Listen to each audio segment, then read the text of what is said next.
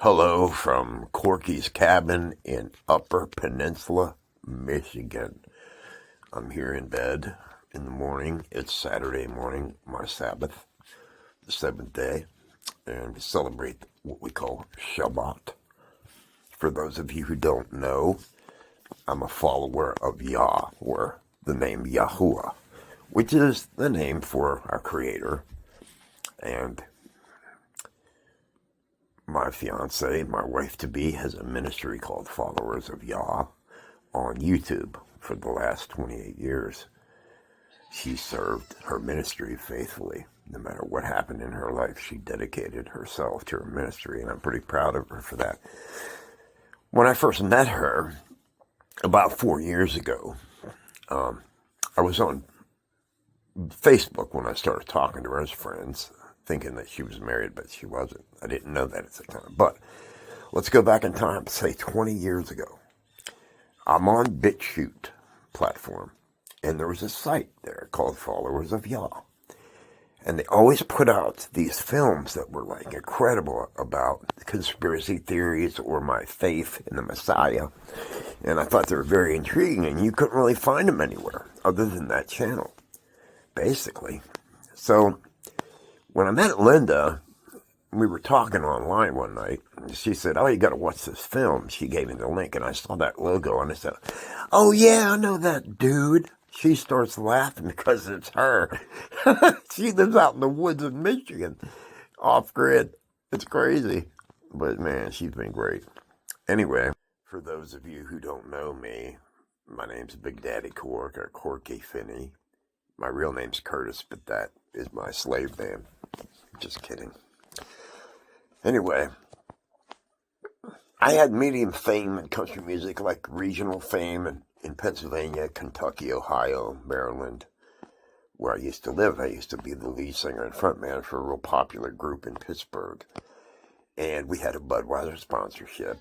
And I wrote songs for the band, but not very many. I wasn't really good at it then. That's what I do now. I'm a songwriter. I write lyrics, and I use AI to produce a demo of the song, hoping to get a publisher in Nashville. But anyway, I'm out here in Corky's cabin, and I'm going to be here until me and Linda get married pretty soon. We haven't got a date yet, but it's not going to be that long. We've been talking for the last 4 years, but the last year pretty close, and we became best friends. And a lot of songs I write about, things I observe in a relationship, about her or me, myself. My mother was a singer back in the 50s with a star called Fabian. He's like an Elvis dude. Sha-na-na-na, sha-na-na-na, yip, yip, yip, yip, yo. All that kind of stuff. Doo-wop. Not my kind of thing. Anyway, when we had company, I had to perform for all our company. I used to get so angry because I didn't want the attention. But every time I hear my name, get your guitar, and I had to do impressions of people, jokes, and sing songs for the company. But little did I know, after I got out of the Marine Corps, I was retired at 22 years old as a sergeant. Because in October of 1985, I got hit by lightning at Fort Bragg on a training exercise in the middle of the night, and it screwed me up pretty bad. And before that, I lost my best friend in Lebanon. 5 of my other close friends in a battle that was to my left on a perimeter thing at the south end of the airport in Beirut. I didn't know I had post-traumatic stress disorder. I didn't even know what it was. Anyway, I had a really severe opiate addiction from the lightning injury. I wasn't able to get off of it because of the condition I had. But for the last 17 years, I've been off of, opiates. So I opened up for every country star you can think of in the 1990s, sometimes more than once. Kind of like up and coming, but still a garage band, local favorite, radio station attention, interviewed on TV and radio and different things like that, but never a signed contract with a record label. But close, but I just walked away from it. I couldn't do it no more. Just couldn't do it. Some of the lyrics were against what I feel like were my moral standards. So I played acoustic gigs most of my life just by myself. James Taylor, the Eagles, Neil Young type music, laid back stuff. And that's what I enjoy, but I love to get rowdy and be a Pennsylvania redneck, is what I used to call it. I wrote a song called You Don't Have to Be From Dixie that was pretty popular where I lived. It was about northern rednecks. But, country kind of guy. That's about it. I was on the 700 Club when I walked away from all that, and they wouldn't know why. So they flew a camera crew to my house in Monroeville, Pennsylvania at the time. I was still married. And I don't know, I just couldn't do it anymore. I don't really like fame. And to tell you the truth, the Father in heaven, I think, protected me from what I wanted, but gave me what I needed. I'm very grateful for that because the kind of person I am, Hollywood would eat me alive. I'm too gullible. Just way too gullible and way too, what Linda calls innocent trust or something like that. Like, I don't know. Trusting, in Hollywood, you can't be like that. I'm just not. I don't fit in. I did police work for a little while. I don't fit in there either. Maybe back in the 50s, officer friendly. I had to kick butt when I had to, but doesn't make me happy to do it. I get froggy. I'm not violent in any way. I don't like violence. I like guns as far as target practicing, hunting, self-defense, but I'm not like a gun freak or anything. I don't know. I was in the Marine Corps. I loved it. That's what I do now. I just write music, lyrics, and then make a demo of a song that kind of sounds like me most of the time. And today I'm supposed to audition for America's Got Talent, but I don't want to be famous. I don't want it. I'm just doing it for my youngest daughter, Rachel, and Linda, because she suggested maybe she try it. So, all right, I'll try it, but I don't want to do it. I don't want to be famous. I just want to live up in Upper Michigan and hang out with her son Michael, animals. She's got goats and chickens and turkeys and a bunny and cats. And she has 3 bulldogs and a pug that I'm real close to.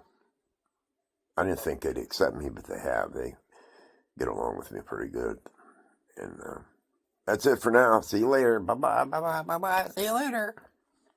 I used to do that for my kids when I was a policeman. They'd be in their high chair, and I'd tell them goodbye, Say goodbye, bye-bye, bye-bye, bye-bye. See you later, bye-bye. And they would laugh, I miss my girls when they were young. I like that age, them little girls, when they're in their dresses and everything. They were on a show with me called His Place on Cornerstone Television Network in the 90s. And it was a diner. And I would go in and I'd act like a local musician. I'd do a song in the beginning and then a song before they were going to end the show. And it was a lot of fun. But my daughters were there dressed up and they were in a booth. And they would serve donuts and coffee and Pepsi or something. And my one daughter, Emily, my middle daughter, just says really loud right before I'm ready to sing, I want another donut. Everybody was laughing. I wish I had that tape, but I lost all my keepsakes when I had to move. They were in a box. All the records and the autographs and, the things you collect in your life, just keep them and they're all gone. They even made a documentary about my life. It was like, I don't know, like 16 minutes or something telling the whole story. Kind of unusual life, I guess. It was good. It was good. Some of it not so good. Some of it real good. Some of it kind of okay. But, it's all good. I'm very thankful for the life I've had. I'm very grateful. I've done some crazy stuff, man. I'm telling you. I had some crazy experiences. They're in a book. I'm working on another one called The Second Book of Cork. Stories I was afraid to write, but the ones I'm remembering now. And it's the kind of stuff where you don't know if you should say it or not, because some of them involve famous people that I met backstage, doing these gigs or whatever. A couple, not that many, of stories anyway. They're not flattering. Some of them ain't. Some because I'm a goofball, but I mean, when I was in Lebanon, I have to tell you this. I have to tell you this story. I'm in Lebanon. I'm in the bottom of a bombed out building working on some special equipment for targets, you know. And I'm with a staff sergeant in the Marine Corps who turned out to be a hostage during the Iranian hostage crisis in 1980. I'm just a Lance Corporal. I'm nothing, like E3, which is one stripe and landing gear underneath the cross rifle.